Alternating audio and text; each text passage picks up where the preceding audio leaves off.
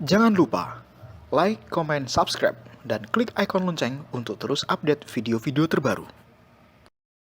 Assalamualaikum warahmatullahi wabarakatuh. Wahai sahabatku, semoga sahabatku dalam kondisi sehat walafiat di bawah lindungan dari Allah Subhanahu wa Ta'ala. Di antara kesunahan puasa adalah menyegerakan berbuka dan mengakhirkan sahur. Menyegerakan berbuka, kalau sudah masuk waktunya berbuka, maka cepat-cepat dia untuk berbuka. Dan demikian pula kalau misalnya waktu sahur, maka jangan di awal, jangan setelah jam 12 malam terus dia sahur, jangan, tapi diakhirkan. Sahurnya itu diakhirkan. Kalau misalnya kita merenung, kenapa kok begitu ya? Jawabannya bisa kita perkirakan bahwa sesungguhnya manusia ini dengan menyegerakan berbuka dan mengakhirkan sahur itu menunjukkan bahwa manusia itu sebenarnya oleh Allah Subhanahu wa Ta'ala ditakdirkan untuk tidak kuat lapar, tidak kuat haus. Jadi untuk membedakan antara khalik dengan makhluk itu diantaranya adalah bahwa makhluk itu butuh makan. Makhluk itu dia mengalami kehausan. Karena itulah pada bulan Ramadan ini sebenarnya hati kita ini disentuh. Kau tidak makan saja satu hari, kau lapar. Kau tidak minum saja satu hari, tubuhmu lemas. Kau tidak punya energi. Kau tidak makan satu hari saja, maka kau tidak kuat beraktivitas. Maka bagaimana mungkin kau sebagai manusia, sebagai makhluk yang lemah itu kok sombong gitu loh. Kau diberi banyak harta, tetapi kau diperintah untuk mensedekahkan hartamu, untuk membayar zakat terhadap harta yang kau punya. Kenapa kau tidak mau? Jadi Allah Subhanahu wa Ta'ala itu menyentuh hati kita. Karena itu puasa itu untuk Allah, dan juga yang mengetahui apakah seseorang itu ikhlas atau tidak ikhlas dalam berpuasa itu juga Allah. Itu menunjukkan bahwa nih hati manusia itu disentuh. Sahabatku, di antara sunnah tadi itu adalah mengakhirkan sahur. Pertama, saya membaca kitab Hasyiatul Bajuri pada halaman 293 juz awal. Di sini dijelaskan bahwa sahur itu adalah sunnah dan mengakhirkan sahur adalah sunnah yang lain. Jadi di dalam sahur itu ada dua sunnah. Sunnah sahur dan sunnah mengakhirkan sahur. Jadi kalau misalnya kita mengakhirkan sahur, itu berarti kita telah menjalankan dua sunnah. Apa itu sunnahnya? Sunnah sahur dan sunnah mengakhirkan sahur. Pertanyaannya, kapan mulai sahur dimulai? Sahur dimulai kalau menurut penjelasan kitab ini adalah wa yadkhulu waqtuhu binisfil laili. Waktu sahur itu mulai separuh malam. Jadi dimulai pada jam 12 malam. Jadi sahur itu bisa disebut sahur kalau seseorang makannya atau minumnya untuk sahur itu dimulai jam 12 malam. Fal aklu qablahu laisa bisahurin. Maka makan sebelum jam 12 malam, maka dia sebenarnya tidak disebut dengan sahur. Jadi kalau misalnya sahabatku jam 11 malam itu sudah makan, itu namanya belum sahur. Tapi kalau setelah jam 12 malam itu sahabatku makan, maka itu bisa disebut dengan sahur. Bersahurlah kamu, bersahurlah kalian, makan sahurlah kalian, karena sahur itu banyak barokahnya. Dan kuatkan dirimu dengan sahur supaya berpuasanya bisa tenang di siang hari. Dalam kitab ini disamakan pula dengan tidur qailulah lah kamu di siang hari. Tidur qailulah itu adalah tidur sebentar sebelum zuhur supaya membantumu, supaya tidurmu nanti semangat dan kamu bisa sholat malam, kamu bangun itu tidak dalam kondisi ngantuk. Jadi hampir sama begitu. Jadi sahur itu memiliki kesamaan dengan orang tidur qailulah supaya dia bisa bangun di malam hari. Jadi sahabatku kalau siang tidur qailulah. Kenapa demikian? Supaya nanti bisa bangun di tengah malam. Bukan hanya untuk pergi ke kamar mandi untuk pipis, tidak. Ya pipis boleh karena itu memang naluri manusia, bersifat alamiah sebagai manusia. Tapi jangan hanya pipis saja. Tetapi setelah itu bangun untuk juga langsung wudhu, sholat tahajud atau sholat malam.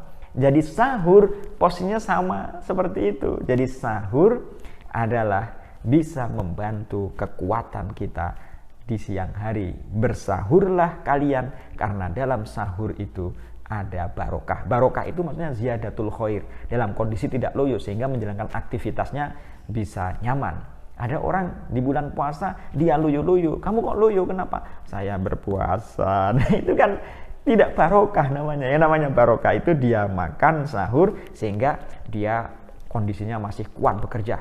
Kamu kok masih kuat bekerja padahal kamu berpuasa loh. Pertama saya akan sahur, yang kedua saya kan sudah biasa puasa. Kalau nggak biasa puasa ya loyo-loyo, karena saya sudah biasa Senin Kamis puasa sunnah lainnya di luar Ramadan sehingga saya kuat karena saya sahur. Maka bersahurlah. Itulah sebabnya kenapa disunnahkan untuk sahur di akhir gitu.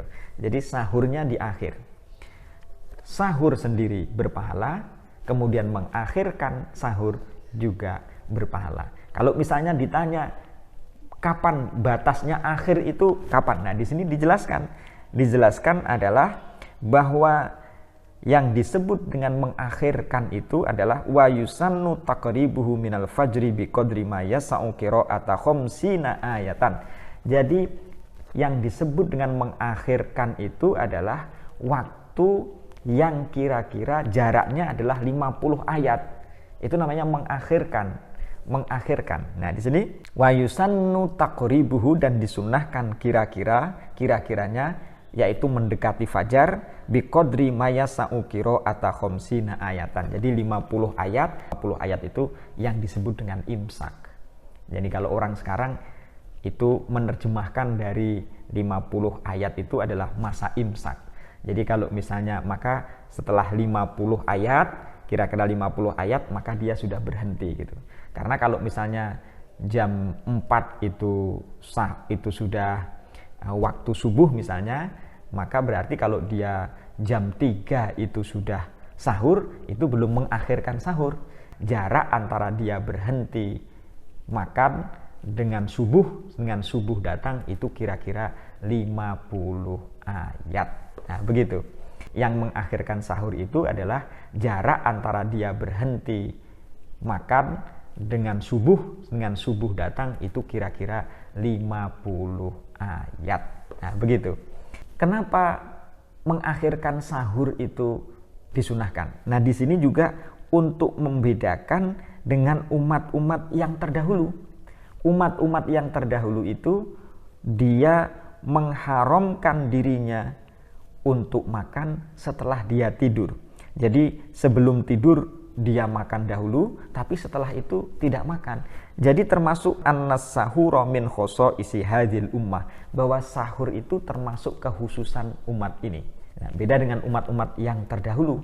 Bidalili annal umam as-sabiqata kanu yakuluna qabla ayyanamu. Jadi orang-orang masa lalu itu makan sebelum tidur dan mengharamkan dirinya makan setelah bangun tidur. Nah, ini kan berbeda dengan kita sekarang. Wahai sahabatku, di sini kita mengambil beberapa pengertian. Yang pertama, bersahurlah karena dalam sahur itu ada kesunahan, dalam mengakhirkan sahur itu juga ada kesunahan yang lain. Ada 2 sunnah. Di dalam mengakhirkan sahur itu nanti berhubungan dengan kita disunnahkan pula untuk mempercepat berbuka. Tujuannya adalah supaya manusia sadar terhadap eksistensi kemanusiaannya, hikmahnya begitu. Kemudian yang kedua, untuk membedakan antara umat Nabi Muhammad SAW dengan umat-umat terdahulu.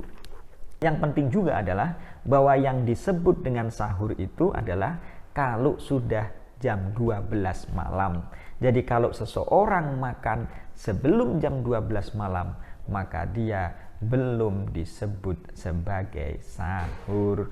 Wahai sahabatku, semoga kita mendapatkan hikmah yang banyak dari sahur itu. Dan ingat wahai sahabatku, ketika sahur ya sama, jangan terlalu kenyang-kenyang, minumnya jangan terlalu kenyang-kenyang.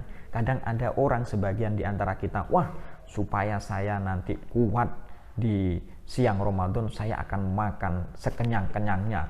Sehingga ketika kenyang waktu sholat subuh, dia bahasa orang Jawa kelempoken, sama dengan berbuka. Waktu berbuka itu sedang-sedang saja, makan ala kadarnya. Setelah itu dia sholat, dia bisa mengulangi lagi. Karena kalau terlalu kekenyangan ketika berbuka, waktunya sholat itu loh jadi loyo, waktunya sholat taraweh jadi ngantuk, jadi capek semuanya. Ketika dia sujud, lalu ada bunyilah itu di bagian perut, rasanya berat karena terlalu banyak makanan. Jadi sedang-sedang saja makan pada waktu sahur, sedang-sedang saja makan ketika berbuka. Jangan kayak orang yang membantai atau membayar terhadap hutang makan pada siangnya. Ini siang saya nggak makan, maka saya bayar untuk di malam harinya, sehingga dia menghabiskan banyak. Ingat bahwa puasa itu adalah menahan. Menahan itu tidak hanya menahan di siang hari, tetapi juga menahan di malam hari untuk tidak terlalu makan terlalu banyak. Karena kalau makan terlalu banyak, itu menunjukkan bahwa kita belum kuat untuk menahan. Wahai sahabatku, ini yang bisa saya jelaskan. Semoga bisa bermanfaat. Semoga ibadah kita, puasa kita diterima oleh Allah Subhanahu wa Ta'ala. Dan tentu kita berharap bahwa kita masih bisa menjumpai bulan Ramadan akan datang. Dan pada Ramadan kali ini, semoga kita pun mendapatkan malam Lailatul Qadar, malam yang dijanjikan oleh Allah Subhanahu wa Ta'ala. Lihat video saya tentang bagaimana perkiraan ulama tentang malam Lailatul Qadar itu terjadi. Semoga bermanfaat. Wallahu a'lam bishawab wa ilaihil marji'u wal ma'ab. Assalamualaikum warahmatullahi wabarakatuh.